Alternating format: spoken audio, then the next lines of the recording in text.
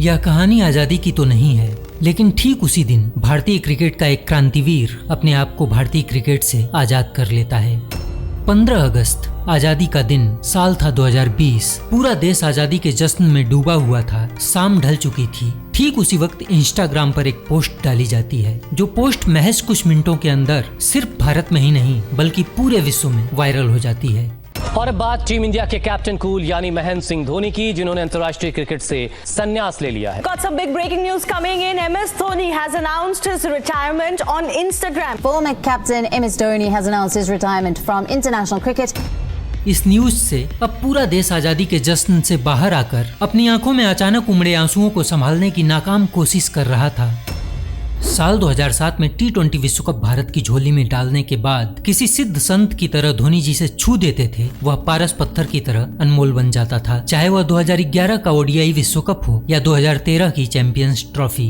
India win the Champions Trophy. The winners of the Champions Trophy 2013, India. लेकिन नियति का एक नियम और भी होता है, उदय के बाद अस्त होना ही पड़ता है। 10 जुलाई 2019 को धोनी को आखिरी बार बैटिंग करते हुए देखा गया विश्व कप के सेमीफाइनल में न्यूजीलैंड के खिलाफ। मैच फिनिशर धोनी हनुमान की तरह मैदान में डटे तो थे, लेकिन भारत को पराजय की साढ़े साती से नहीं बचा सके।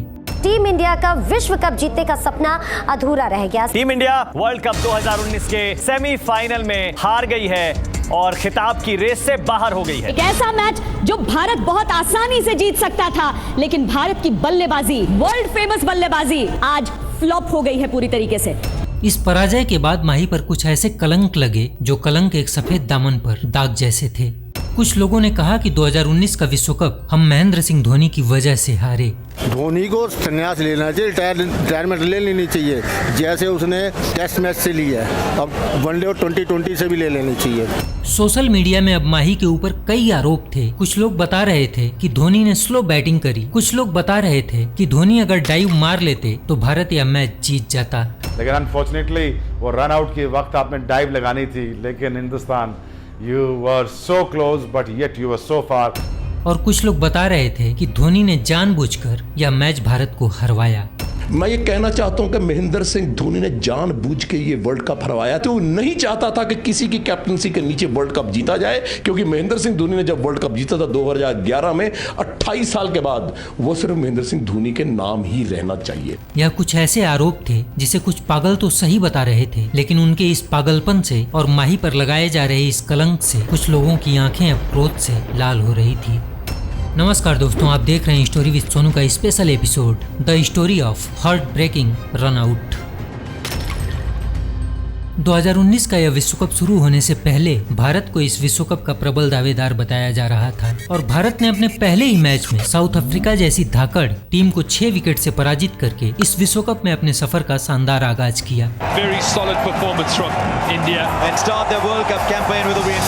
इसके बाद 9 जून 2019 को भारत ने कंगारुओं को पराजित करके इस विश्व कप पर अपनी दावेदारी का ऐलान कर दिया।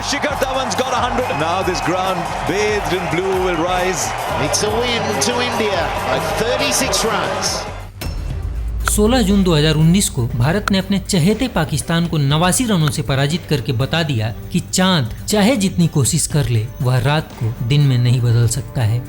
साउथ अफ्रीका, ऑस्ट्रेलिया और पाकिस्तान को पराजित करने के बाद अफगानिस्तान, वेस्ट इंडीज और बांग्लादेश, इन सारे देशों की सल्तनत और इनके सुल्तानों को शिकस्त देकर भारत अब 2019 के इस विश्व कप के सेमीफाइनल में पहुंच चुका था। India finished this game off, win by 28 runs, qualifies for the semi-final. Bharat के सामने नतमस्तक होते सभी देशों को देखकर अब संपूर्ण भारत आश्वस्त हो चुका था कि 2019 का विश्व कप और इसके विजय की दास्तान भारत के नाम पर लिखी जाएगी। लेकिन कुदरत को यह कहानी मंजूर नहीं थी, क्योंकि इस विश्व कप में भारत कुछ गलतियां कर रहा था और वो गलतियां अब भारत के लिए नासूर बनने वाली थी। 9 जुलाई 2019 को मैनचेस्टर के इस मैदान पर इस महाभारत के लिए दोनों टीमों के बीच सिक्का उछाला जाता है। सिक्का कीवियों के पक्ष में गिरता है और कीवी कप्तान केन ने टॉस जीतकर बल्लेबाजी करने का निर्णय लिया।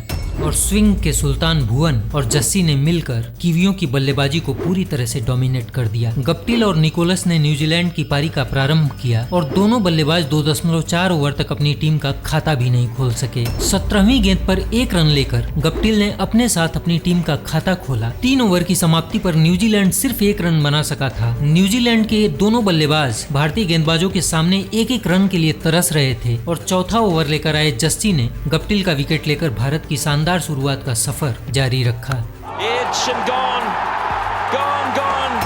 भारत की गेंदबाजी उस दिन बेहद शानदार रही। 46 ओवर का खेल समाप्त हो चुका था। न्यूजीलैंड अपने 5 विकेट खोकर सिर्फ 209 रन बना सका था और यहीं से प्रारंभ होता है इस विश्व कप से भारत को बाहर करने के लिए कुदरत का कहर।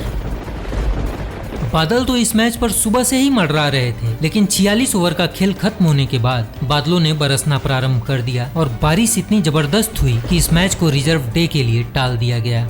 और अगले दिन जब यह मैच पुनः प्रारंभ हुआ तो ओवरकास्ट कंडीशन में बल्लेबाजी करना बेहद मुश्किल था। न्यूजीलैंड की बल्लेबाजी तो लगभग समाप्त हो चुकी थी। न्यूजीलैंड को अब सिर्फ 4 ओवर की ही बल्लेबाजी करनी थी, क्योंकि 46 ओवर की बल्लेबाजी न्यूजीलैंड एक दिन पहले ही अच्छी कंडीशन में कर चुका था। लेकिन भारत को अभी अपने 50 ओवर पूरे खेलने बाकी थे। अपने बाकी बचे 4 ओवर खेलकर न्यूजीलैंड ने अपने 8 विकेट खोकर 239 रन बनाकर भारत को 240 रनों का लक्ष्य दे दिया। न्यूजीलैंड की तरफ से कप्तान केन ने 95 गेंदों पर 67 रन की एक जुझारू पारी खेली, जबकि रोज टेलर ने 90 गेंदों पर 74 शानदार रन बनाए। एक सामान्य कंडीशन में 240 रनों का यह लक्ष्य भारत के लिए बिल्कुल आसान सा लक्ष्य होता, लेकिन ओवरकास्ट कंडीशन में यह लक्ष्य भारतीय बल्लेबाजों के लिए किसी अग्नि परीक्षा जैसा था।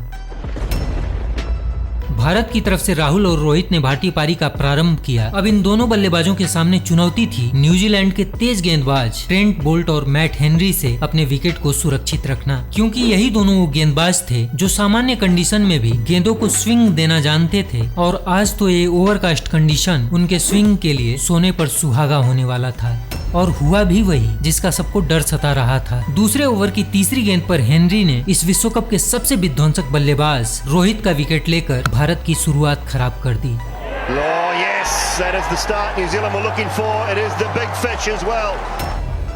रोहित के आउट होने के बाद अब भारत को संभालने के लिए भारत का कप्तान किंग कोहली खुद मैदान में आ चुका था। लेकिन तीसरे ओवर की चौथी गेंद पर ट्रेंट बोल्ट ने किंग कोहली का विकेट लेकर भारतीय खेमे को सन्नाटे में डाल दिया।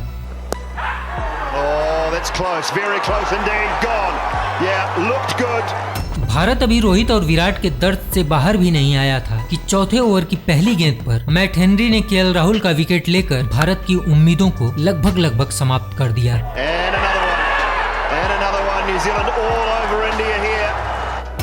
3.1 ओवर में यानी महज 19 गेंद के अंदर सिर्फ 5 रन के टोटल स्कोर पर भारत के टॉप ऑर्डर के 3 बल्लेबाज अब पवेलियन वापस जा चुके थे। पहली पारी में पूरे 50 ओवर तक अपना वर्चस्व कायम रखने वाला भारत दूसरी पारी में महज 19 गेंदों के अंदर अब बैकफुट पर खड़ा हो चुका था। उस दिन क्रिकेट के जानकारों को सिर्फ 19 गेंद के अंदर ही यह समझ में आ गया था कि भारत के लिए मैच जीतना किसी चक्रव्यूह को तोड़ने से कम नहीं है। और अगर आप 15 पे 3 हो जाते हैं तो फिर बहुत मुश्किल हो जाता है वहां से वापसी करना। एक तो मैच का प्रेशर, सेमीफाइनल का प्रेशर। एक दिन पहले हुई बारिश और आज की इस ओवरकास्ट कंडीशन के कारण इस विकेट पर भारत के किसी भी बल्लेबाज के लिए अपना विकेट बचा पाना आज भारत के लिए सबसे बड़ी चुनौती थी। पूरे विश्व कप में 648 रन बनाने वाले रोहित शर्मा, 443 रन बनाने वाले विराट कोहली और 361 रन बनाने वाले केएल राहुल, ये तीनों बल्लेबाज मिलकर आज इस सेमीफाइनल मुकाबले में सिर्फ 3 रन बना सके थे। इन सारे हालातों को आप कुदरत का कहर कहिए या कीवियों की किस्मत या फिर भारत का भाग्य उस दिन भारत के साथ नहीं था। इन सारी चीजों के बावजूद इस विश्व कप में भारत सबसे बड़ी गलती जो कर रहा था, उस गलती का पर्दाफाश अब इस सेमीफाइनल में होने वाला था। और वो गलती थी कि इस विश्व कप का प्रबल दावेदार भारत इस विश्व कप में नंबर 4 की पोजीशन पर किसी स्थापित बल्लेबाज के बिना उतरा था, जिसका खामियाजा आज उसे इस विश्व कप के सेमीफाइनल में भुगतना था। भारतीय टीम मैनेजमेंट ने पिछले 1 साल से नंबर 4 की पोजीशन पर बैटिंग करते आ रहे अंबाती रायडू को टीम का हिस्सा न बनाकर विजय शंकर को टीम का हिस्सा बनाया और विजय शंकर के चोटिल होने के बाद इस पोजीशन के लिए ऋषभ पंत को प्लेइंग 11 का हिस्सा बनाया गया। अगर आप 2 साल से 1.5 साल से आप 4-5 नंबर के लिए प्लेयर को तैयार कर रहे थे, उस प्लेयर को जगह ही नहीं मिली। जहां पर चूक बहुत बड़ी हुई है सिलेक्शन में। इन दोनों बल्लेबाजों ने अब तक सिर्फ 5 वनडे अंतर्राष्ट्रीय मैच खेले थे और इतने कम अनुभव वाले खिलाड़ियों को टीम का हिस्सा बनाकर टीम मैनेजमेंट ने अपने पैरों पर खुद ही कुल्हाड़ी मार ली थी। ऋषभ भी उम्र में ज़्यादा बड़े नहीं है और उनके पास वो नंबर 4 पे खेलना वनडे क्रिकेट में कितना एक्सपीरियंस है, कितने मैचेस उन्होंने नंबर 4 पे जाके खेले। अगर उन्हें खिलाना ही है नंबर 4 तो वो और थोड़े मैचेस खेलने ज़रूरी है। टीम मैनेजमेंट नंबर 4 की पोजीशन को गंभीरता से कंसीडर इसलिए नहीं कर रहा था क्योंकि इस विश्व कप में अब तक भारत के टॉप ऑर्डर के सभी बल्लेबाज बहुत ही बेहतरीन फॉर्म में थे, जिनकी वजह से भारत इस विश्व कप के सेमीफाइनल तक तो जा पहुंचा था। लेकिन आज भारत का वही टॉप ऑर्डर बुरी तरह से ध्वस्त हो चुका था और आज उस 4 नंबर की पोजीशन के लिए भारत के पास विकल्प के तौर पर अनुभवहीन ऋषभ पंत थे। बहुत बड़ी जिम्मेदारी 1, 2, 3 बल्लेबाज पर आ चुकी थी और वो लगातार अच्छा कर रहे थे, जीतते जा रहे थे। इसके लिए वो जो कमियां थी 4-5 नंबर पर वो दिखकर नहीं आ रही थी। अगर शुरू के बल्लेबाज विकेट जल्दी भी आउट होता है तो उनकी जिम्मेदारी बनती है 4 और 5 बल्लेबाजों की कि वो मिडिल ओवर्स में कैरी करे, पर यहाँ हुआ ही नहीं है। वो बिल्कुल रणनीति में चूक हुई है कैप्टन से, चाहे वो इसको माने या ना माने। खैर महज 3.1 ओवर में सिर्फ 5 रन के टोटल स्कोर पर 3 विकेट गिर जाने के बाद अब 5वें नंबर पर बल्लेबाजी करने के लिए संपूर्ण भारत अब महेंद्र सिंह धोनी का इंतजार कर रहा था, क्योंकि भारत अब ऐसी मुसीबत में फंस चुका था जिस मुसीबत से निकालने के लिए एक ऐसे बल्लेबाज की जरूरत थी जो रनों के साथ साथ भारत के विकेट को भी सुरक्षित रख सके। भारत के लिए बिना विकेट खोए एक ऐसी इनिंग बिल्ड कर सके जिसके बाद आने वाले बल्लेबाजों के ऊपर रन और विकेट का प्रेशर कम से कम पड़ सके। और इस दबाव को हैंडल करने के लिए उस समय भारत के पास एकमात्र बल्लेबाज महेंद्र सिंह धोनी थे, जिनके पास ऐसी सिचुएशन का अनुभव भी था और काबिलियत भी, जिन्होंने न जाने कितनी बार ऐसी परिस्थिति में भारत को संभाला भी था और भारत को जीत की दहलीज भी पार करवाई थी। लेकिन उस दिन भारत ने एक और गलती की जब नंबर 5 की पोजीशन पर धोनी को न भेजकर दिनेश कार्तिक को भेजा गया। आज मैनेजमेंट ने एक खराब डिसीजन लिया कि MS धोनी को बहुत नीचे खिलाया। उनको ऊपर आना चाहिए था कहीं ना कहीं, क्योंकि वो एक ऐसे खिलाड़ी हैं, अगर वो आते तो संभालते भी, रन भी बनाते और वो विकेटें भी बचाते। दिनेश कार्तिक को पूरे विश्व कप में पहली बार प्लेइंग 11 का हिस्सा बनाया गया था और वो भी सेमीफाइनल जैसे बड़े मैच में, और यह भारत की सबसे बड़ी गलती थी क्योंकि दिनेश कार्तिक कभी भी मिडिल ऑर्डर के बल्लेबाज नहीं रहे। दिनेश कार्तिक हमेशा एक अच्छे फिनिशर रहे हैं, एक ऐसा बैट्समैन जो मैदान पर आते ही चौकों और छक्कों में डील करता है। लेकिन आज सेमीफाइनल जैसे बड़े मुकाबले में दिनेश कार्तिक को अचानक प्लेइंग 11 का हिस्सा बनाकर अचानक दिनेश कार्तिक को इनिंग बिल्ड करने के लिए भेजा गया, जहां पर भारत के खाते में महज 5 रन थे और पूरे 46 ओवर का खेल खेलना अभी बाकी था। दिनेश कार्तिक को आपने वर्ल्ड कप खिलाया नहीं, आपने एंड में कहा आ जाओ खेल लो और जाओ जी, आप गोलियां चल रही चले जाओ। अपने पूरे करियर में शायद पहली बार दिनेश कार्तिक ऐसी सिचुएशन में बल्लेबाजी करने के लिए आए थे और जिसका दबाव दिनेश कार्तिक पर साफ साफ दिख रहा था। तीसरा विकेट गिरने के बाद जब वो आए अपने दिनेश कार्तिक, वो कर क्या रहे थे हमें कुछ समझ में नहीं आता। 21 गेंदें लगी थी उनको, एक जगह खड़े हो गए थे वो। 21 गेंदों में उन्होंने पहला रन लिया और प्रेशर जो मतलब चेहरे पे हवाइयां उड़ रही थी। और दिनेश कार्तिक 25 गेंदों में सिर्फ 6 रन बनाकर मैट हेनरी के शिकार हो गए।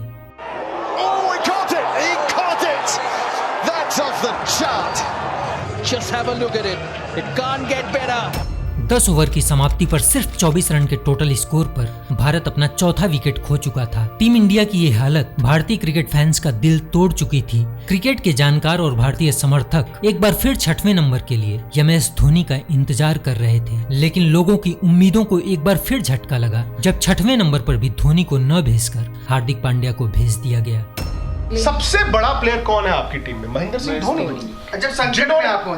जिन्होंने इस तरह के संघर्ष जो मतलब हम बोलते हैं कि किया है, क्राइसिस के लिए अगर कोई इंसान बना है, खड़ा हुआ है तो महेंद्र सिंह धोनी रहे। और अगर आप उनको बचा रहे थे तो इसका मतलब फिर वो वर्ल्ड कप में होने नहीं चाहिए थे। और अगर आपकी कोई रणनीति थी तो आई एम सॉरी टू से वो स्कूल्स क्रिकेट से ज्यादा बेहतर रणनीति नहीं थी। आप अपने सबसे एक्सपीरियंस प्लेयर की जगह ही नहीं तय कर पाए कि वो कहाँ पे खेलेगा। बिल्कुल सभी का मानना था कि 4 नंबर उनकी एक अच्छी जगह थी, उस पर इनिंग बिल्ड करते और मैच खिलाते। टीम मैनेजमेंट और कप्तान का यह फैसला लोगों की समझ से परे था। खैर हार्दिक और पंत ने मिलकर भारतीय टीम के लिए कुछ देर तक संघर्ष किया। दोनों बल्लेबाजों के बीच 46 रन की पार्टनरशिप भी हुई। टीम इंडिया 20 ओवर में 4 विकेट के नुकसान पर 70 run बना चुकी थी। भारत को अब 180 गेंदों में 170 रनों की जरूरत थी, लेकिन यहीं पर ऋषभ पंत की अनुभवहीनता ने भारत का 5वां विकेट गिराकर भारत को फिर से संकट में डाल दिया। 23वें ओवर की 5वीं गेंद पर ऋषभ ने सेंटनर की गेंद पर एक एरियल शॉट खेला और गेंद ग्रैंडहोम के हाथों में चली गई। it, accuracy, patience, and in the end, Pant simply couldn't resist. इस सिचुएशन में इस शॉट की कोई जरूरत तो नहीं थी, लेकिन पंत की अनुभवहीनता और जल्दबाजी ने न्यूजीलैंड को एक बार फिर से मैच में वापसी करवा दी। नंबर 4 की इस अहम पोजीशन पर टीम मैनेजमेंट का यह प्रयोग इस नाजुक मौके पर पंत के इस गैर जिम्मेदाराना शॉट से उस दिन एक्सपोज हो चुका था। देखिए, लेकिन इसके लिए विराट कोहली किसको ब्लेम करेंगे? उनको किसने कहा था कि आप ऋषभ पंत को आप वर्ल्ड कप में लेके आए? उनके पास तो ऑप्शन थे ना बहुत सारे। तो नंबर 4 के लिए उन्होंने किसको ट्राई किया था पिछले 2 सालों में? आज अगर विराट कोहली सेमीफाइनल के बाद ऋषभ पंत पे गुस्सा हो रहे हैं तो उनका गुस्सा जायज नहीं है। 21 साल के लड़के से आप वर्ल्ड कप सेमीफाइनल में ये उम्मीद नहीं करेंगे। आपने उनकी क्रिकेट देखी थी, 5 वनडे खिलाने के बाद आप उनको वर्ल्ड कप में ले आए। तो सबसे पहले विराट कोहली को, रवि शास्त्री को खुद को समझाना जरूरी है। अभी ड्रेसिंग रूम में गुस्सा करके प्रेस बॉक्स में मैं ऊपर था, मैंने देखा था विराट कोहली का रिएक्शन। ऋषभ पंत के पास गए थे वो, लेकिन उनको पता था ऋषभ पंत का टेम्परामेंट अभी वनडे क्रिकेट के लिए फिट नहीं था। वो 2020 क्रिकेट आईपीएल खेल के आते। आपने रहाणे को साइड किया, आपने अंबाती रायडू को रिटायरमेंट दिलाई, आपने मनीष पांडे को साइड किया नंबर 4 पे एक बल्लेबाज को फिट करने के लिए। पहले आपने लोकेश राहुल को फिट किया, वो फिट नहीं हुए, आप उनको ओपनर में ले गए। फिर आप ऋषभ पंत को ले आए। आपकी स्ट्रेटेजी सही नहीं थी, तो अब गुस्सा करके कोई फायदा नहीं है एक 21-22 साल के लड़के पे। 22.5 ओवर में 71 रन के टोटल स्कोर पर भारत का 5वां विकेट गिर चुका था। संपूर्ण भारत के इस समर्पण से अपनी आंखें नम करके सन्नाटे के साये में बैठा हुआ था। कुछ ऐसे ही हाल और हालात में 7 नंबर की पोजीशन पर एंट्री होती है 2007 T20 और 2011 ओडीआई विश्व विजेता कप्तान महेंद्र सिंह धोनी की। क्या उस दिन इतना पीछे और नंबर 7 की पोजीशन पर धोनी को भेजना सही फैसला था? मुझे नहीं लगता धोनी नंबर 7 नहीं होना चाहिए था, बिल्कुल नहीं। धोनी को नंबर 5 होना चाहिए था। 4 या 5 कुछ भी आते ना, तो मुझे लगता है ऋषभ पंत ने जो शॉट खेला था सेंटनर को, वो शायद खेलने से धोनी उनको रोक सकते थे, क्योंकि हमने देखा है नॉन स्ट्राइकर से वो दूसरे बल्लेबाज को समझाते हैं। तो वो मैसेज जो था कहीं ना कहीं मिसिंग था। और आपने 3 इकट्ठे युवा खिलाड़ी भेजे थे, एक्सपीरियंस नीचे रखा। नीचे सिर्फ एक जडेजा थे उनके साथ। अगर 1-2 बल्लेबाज और होते तो आज शायद पिक्चर कुछ और होती। विश्व कप का भारत के लिए टर्निंग पॉइंट वही एक फैसला साबित हो गया जहां आपने सबसे एक्सपीरियंस खिलाड़ी को इतने नीचे भेज दिया। हम सब हैरान हो गए, क्योंकि महेंद्र सिंह धोनी लगा था शायद 4 पे आ जाएं, विकेटें जल्दी गिर गई हैं, 5 पे आ जाएं, 6 पे आ जाएं, नंबर 7 पे आए। अगर आप इतने इंपॉर्टेंट मैच में सबसे सीनियर खिलाड़ी को, सबसे एक्सपीरियंस खिलाड़ी को अगर आप ऊपर नहीं भेज रहे हो, उसको नीचे नीचे और नीचे भेज रहे हो, कहीं ना कहीं ये दिखा रहा है कि आपको उस पर भरोसा ही नहीं है। ये विराट कोहली की चूक है। बिल्कुल कुणाल, बिल्कुल सही फरमाया आपने कि अगर आपके पास 350 वनडे जो खेल चुका है, जो वर्ल्ड कप जीत चुका है, जो बेहतरीन बल्लेबाजी करता है, जो इनिंग को डीप में आखिरी तक लेके जाता है, और ये सिचुएशन टेलर मेड थी उनके लिए, तो मेरे ख्याल से यहाँ चूक हुई है। आपके जो बेहतरीन बल्लेबाज होते हैं वो ज़्यादा से ज़्यादा ओवर खेलने चाहिए। वनडे क्रिकेट में यही फॉर्मूला होता है मैच जीतने का। धोनी को या 4 या 5 आते तो यहाँ बदलाव देखने को मिलता। प्रज्ञान, इससे कॉन्फिडेंस नहीं डेंट होता है। अगर कोई भी खिलाड़ी है वो देख रहा है कि मैच सिचुएशन ऐसी है जो उसके लिए टेलर मेड है, वो सीनियर खिलाड़ी है, उसको बोला ही नहीं जा रहा जाने को, बाकी जो दूसरे युवा खिलाड़ी हैं वो जा रहे हैं और परफॉर्म नहीं कर पा रहे हैं, वो देख रहा है बैठ के, उसका भी कॉन्फिडेंस डेंट होता होगा, उसके दिमाग में भी कई बातें चलती हैं। 3 टॉप बैट्समैन जो आपके इनफॉर्म बैट्समैन आउट हो चुके हैं, तो मुझे लगता है MS धोनी वहां पे बेहतर संभाल सकते थे। लेकिन इन सारे गलत फैसलों और विपरीत हालातों के बावजूद मैदान में जब तक माही थे तब तक यह मैच भारत के हाथ में था। माही ने उस दिन बहुत ही सूझबूझ से भारतीय पारी को आगे बढ़ाया, लेकिन 31वें ओवर की चौथी गेंद पर सेंटनर ने हार्दिक को अपने जाल में फंसाकर भारत को लगभग हार के मुहाने पर खड़ा कर दिया।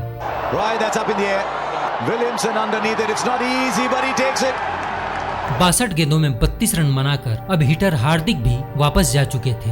30.3 ओवर में सिर्फ 92 रन के टोटल स्कोर पर भारत के 6 विकेट गिर चुके थे और भारत को अभी भी सिर्फ 117 गेंदों में 148 रनों की जरूरत थी।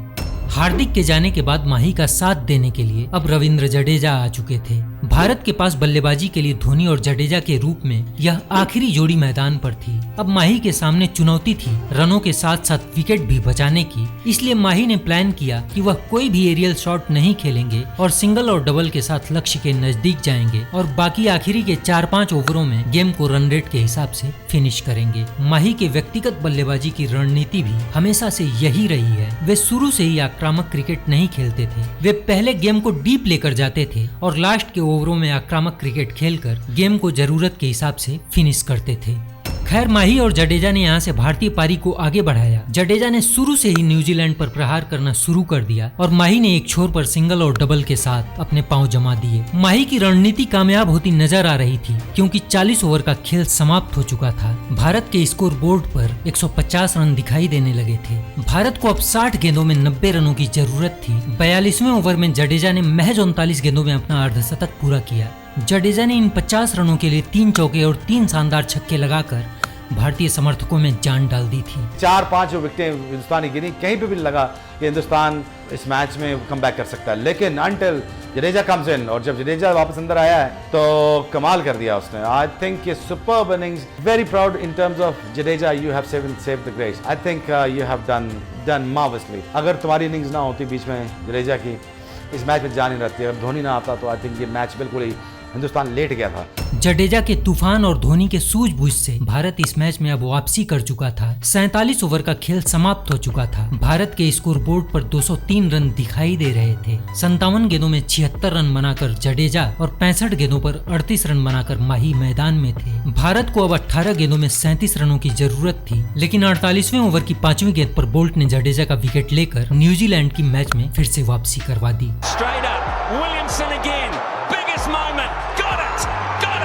अब इस मैच में MS धोनी अकेले पड़ गए थे क्योंकि अब भारत के पास बल्लेबाज के रूप में गेंदबाज आने बाकी बचे थे और भारत को अभी भी 12 गेंदों में 31 रनों की जरूरत थी। लेकिन माही के रहते यह मैच भारत से कोई छीन ले जाए यह मुमकिन तो नहीं था। यह बात भारत भी जानता था और यह बात न्यूजीलैंड के कप्तान केन को भी अच्छी तरह से पता थी और इस बात का भय केन विलियम्स के चेहरे पर साफ साफ दिखाई दे रहा था। 49वां ओवर लेकर आए फर्गुसन की पहली गेंद को माही ने 6 रनों के लिए बाउंड्री के बाहर लैंड करवा दिया।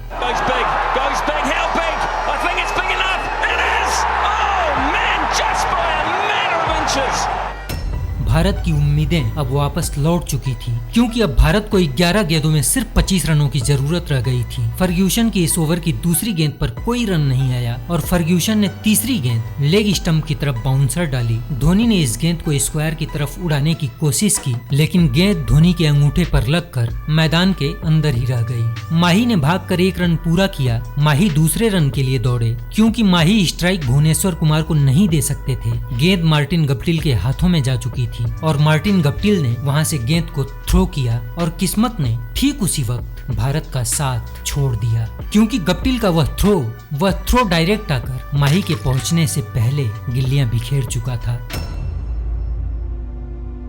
उस दिन वह विश्व कप भारत के हाथों से महज 1 मैच और 2 इंच दूर रह जाता है।